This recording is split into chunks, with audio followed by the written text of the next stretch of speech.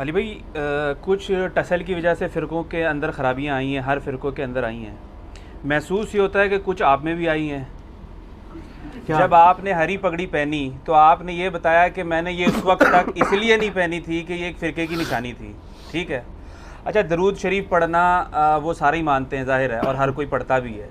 लेकिन ये इस टिपिकल तरीके से, जिस तरीके से आपने भी पढ़ा है कि दरूद बर मोहम्मद सलावात, ये टिपिकल शियाओं का तरीका है। ठीक है। एक तरफ आप बिद्दत को इतनी मतलब एक्सट्रीम पे लेके जाते हैं कि अब्दुल्ला इब्न उमर के सामने एक बंदे ने पढ़ दिया कि अल्हम्दुलिल्लाह वस्सलामु अला रसूलिल्लाह, तो आप बताते हैं कि दरूद का अब्दुल्ला इब्न उमर के मैं भी कायल हूँ, लेकिन इस टाइम पे इस तरीके से जो है पढ़ना वो साबित नहीं है। तो ये आप टसल में तो नहीं कर रहे हैं जलाने के लिए? नहीं नहीं नहीं, ऐसा नहीं है। पहली बात यह है कि अब्दुल्ला बिन उमर के सामने जो छींक वाला मामला हुआ था, तो छींक के सुन्नत अमल क्यों उसमें एडिशन करके उन्होंने किया था। मैंने तो किसी सुन्नत अमल में कोई एडिशन नहीं की है। तरीके में तो है। हाँ, तरीका है। तरीका तो इज्तिहादन दुरुस्त होता है। मिसाल के तौर पे हम जब नारे लगाते हैं या जंगों के अंदर हम जो रिड्स पढ़ते हैं, तो नबी इस्लाम की असल मौजूद है ना उसमें कि आपने रिड्स पढ़ा है, अन नबी ला कज़िब, मैं नबी हूँ, इसमें कोई शक नहीं है, झूठी बात नहीं, मैं इब्ने अब्दुल मुत्तलिब हूँ। तो हमारी इनके साथ इल्मी जंग जारी है। हम रिड्स पढ़ रहे हैं। ये हमारा रिड्स है सलात बर मोहम्मद व आले मोहम्मद, अल्लाहुम्मा सल्ली अला मुहम्मद व अला आले मोहम्मद। और फिर इसको सपोर्टिव वो हदीस भी है मुस्नद अहमद में फदलुस सलातु अला नबी में कि नबी इस्लाम ने फरमाया कि जो किसी मजलिस में शामिल हों और अल्लाह का जिक्र और दरूद किए बगैर उठ जाएं तो वो जन्नत में भी पहुंच जाएं, वहाँ पे भी उनको हसरत होगी कि हमने वो लम्हे में दरूद शरीफ क्यों नहीं पढ़ा था। तो ये नारे ही हैं। और दूसरा, ये मुझे इसलिए भी टॉन्ट नहीं किया जा सकता कि ये जो अहले हदीस नारे तकबीर लगाते हैं, ये किस हदीस में आया हुआ है नारे तकबीर अल्लाह अकबर? नहीं, हदीस की तो बात नहीं है ना। हाँ, ठीक है। तो मैं बिदत की डेफिनेशन में तो बड़ा लाइट हूँ, मैं तो सख्त नहीं हूँ। मैं तो बिदत की डेफिनेशन में आता ही नहीं हूँ। मैं कहता हूँ मन अहदथ फी अमरिना हाज़ा, हुजूर ने जो तालीम किया उसको चेंज करके करें। वैसे तो आप जो मर्जी करें। हम अब मुहर्रम में जो मजलिस कर रहे हैं, नबी इस्लाम ने तो मुहर्रम की मजलिसें नहीं की हैं। तो मैं तो लीनियंट हूँ, मुझे ना टांट करें, ये उनको करें कि जो हर दूसरी बात को बिदत बताते हैं। हम तो रबीउल अव्वल के प्रोग्रामों को भी ठीक समझते हैं। नहीं तो हरी पगड़ी फिर पहले क्यों नहीं पहन ली? हाँ, उधर आ जाए। चलो, ये तो समझ आ गई आपको। नारे तकबीर से भी और खिलाफत राशिदा हक चार यार, जी जी, हक चार यार फारसी वाला जायज और पांचतन पाक फारसी वाला नजायज। क्यों? पेट। अब आ जाए हरी पगड़ी वाला। हरी पगड़ी मेरे भाई गवाह है कि मैं अपने भाइयों के प्रेशर की वजह से नहीं बांधता रहा। और फिर ये कोई सुन्नत अमल भी नहीं था कि जिसकी वजह से मैं इनके साथ कन्फ्रंट करता। सुन्नत ब्लैक और वाइट है, सबस को मैं जायज़ समझता था। हर दफ़ा जब भी रबीउल अव्वल का महीना आया, मैंने यहाँ पे मीटिंग कॉल की कि यार मैंने इस दफ़ा सबस पगड़ी में लेक्चर रिकॉर्ड कराना है। वो कहते थे नहीं, सुन्नत ये है, आप ये क्या कर रहे हैं? मैंने कहा जायज़ है। वो कहते हैं जायज़ चीज़ को सुन्नत पे तो तरजीह नहीं दे सकते। मैंने कहा ज़रूरत है वक्त की। वो कहते हैं नहीं, बात यह है कि ये मुसीबत खड़ी हो जाएगी, क्योंकि उसमें यह भी था कि कॉपी राइट्स भी थे ना।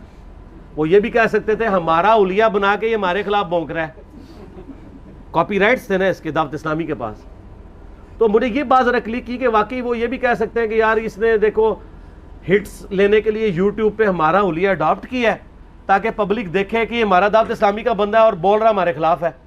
तो इसकी वजह से कन्फ्रंटेशन आ सकती थी। तो ये एक मजबूत दलील थी जिसमें पीछे हटा।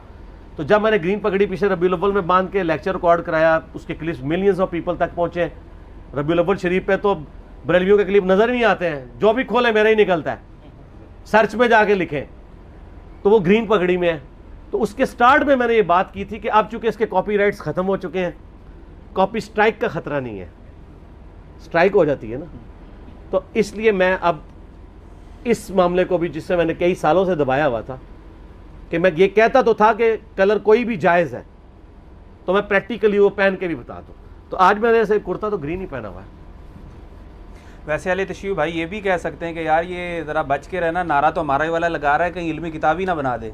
क्या चीज़? नारे का धोखा दे के। नहीं, मेरा ख्याल है शिया की जो पब्लिक है अब तो उन तक बात पहुंच चुकी हुई है।